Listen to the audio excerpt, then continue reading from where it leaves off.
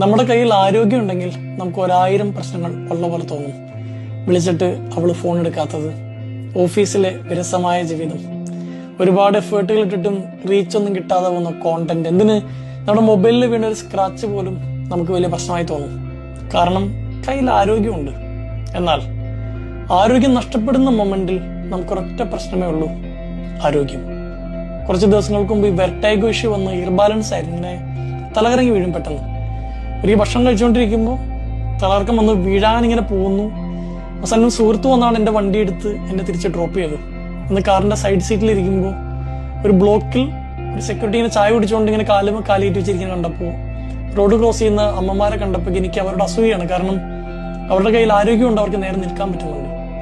അപ്പൊ ആരോഗ്യം റിക്കവറായി കഴിഞ്ഞപ്പോഴാണ് ഞാൻ വീഡിയോ ചെയ്യുന്നത് പോലും. പറഞ്ഞു വരുന്നത്, നിങ്ങളുടെ കയ്യിൽ ആരോഗ്യമുണ്ട്, നിങ്ങൾ ആരോഗ്യവാനാണെങ്കിൽ കൺസിഡർ യുവർ സെൽഫ് ബ്ലെസ്ഡ്. കഴിഞ്ഞ ദിവസം ഒരു കലാകാരന്റെ വീഡിയോ ഇങ്ങനെ കണ്ടു, സ്ട്രോക്ക് വന്നത്.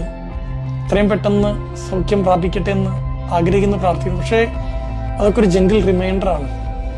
ഇപ്പൊ നിങ്ങൾ ആരോഗ്യവാനാണെങ്കിൽ ഈ ചെറിയ പിണക്കങ്ങളുടെയും വാശികളുടെയൊക്കെ അപ്പുറത്തോട്ട് സെലിബ്രേറ്റ് യുവർ ഹെൽത്ത്.